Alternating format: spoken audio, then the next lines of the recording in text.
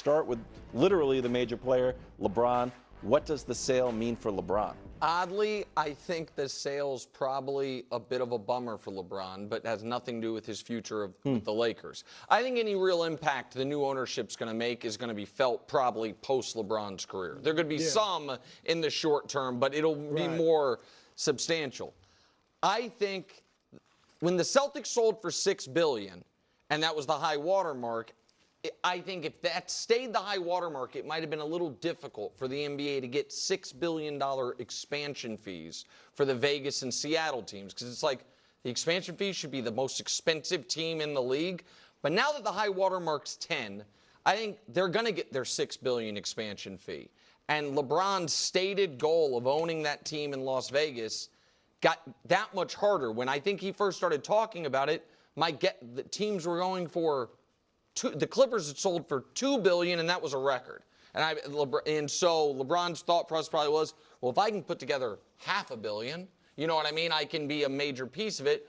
But now is $500 million get you less than 10% of a team? Tough one. And so that part, I think, is probably a short-term bummer. I think he could put something together, just like, obviously, like Michael Jordan did, you know, when he owned the team. So, but I think, you know, you've seen some people already put it out there that do they definitely, you know, extend LeBron now, you know, with this new ownership group won't be as sentimental as the old one, as you kind of alluded to. And my thing is, I mean, I'd love to do one-year deals with LeBron going forward, but definitely, if I'm the Lakers, I'm not looking at trying to let him go. Like, he's still a great player.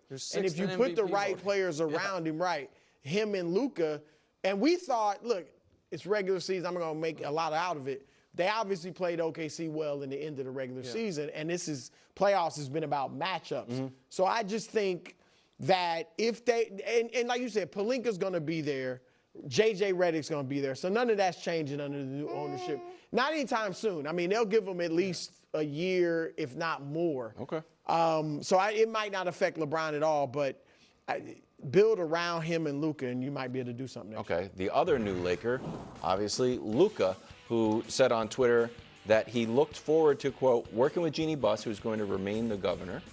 He looks forward to working with both Walter and the Buss family to win, quote, championships, plural. What does this mean for Luka? I think it is great for Luka. I think he might be the biggest winner. Yeah. Because the Lakers obviously want him to sign an extension this summer. And I think now he has absolutely no reason not to. And he now, I think, will rightfully believe we are the biggest geographical and historical draw, and we have as deep of pockets as just about anybody in the league. So I think this is great for Luka. Totally agree. Like, this is phenomenal for Luka because now you know, I'm sure J.J. Redick and Pelinka to probably a lesser degree, but they've been thinking about how do we build around Luka? Yeah. Like, that's what I bet Redick has been driving him like this whole offseason. What's the best way to build around him? And I think with this new ownership, they'll try to do whatever it takes. I think the only loser in this might be Pelinka. In that, I just think this. I think in short order, Pelinka's going to have a boss. Like, right now, Pelinka's president of basketball operations and GM. My guess is they bring in, you know, someone above GM as the real president of basketball ops. And he's got to leave. If I someone think takes they his might. basketball ops job. But I mean, a lot of, like, the Sixers have Daryl Morey and Elton Brand. The Lakers used to have Magic and Pelinka, and they work kind of in concert. Yeah. And the Dodgers have Andrew Friedman and Caston.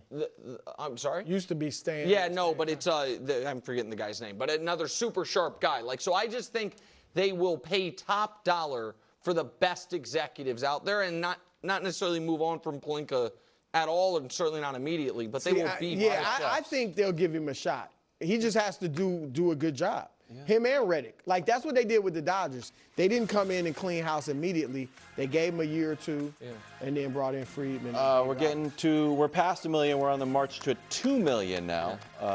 More first things first after a break. Subscribe to YouTube if you haven't. What makes a Carnival vacation fun? It's a little bit of everything for everyone, like being this far above sea level.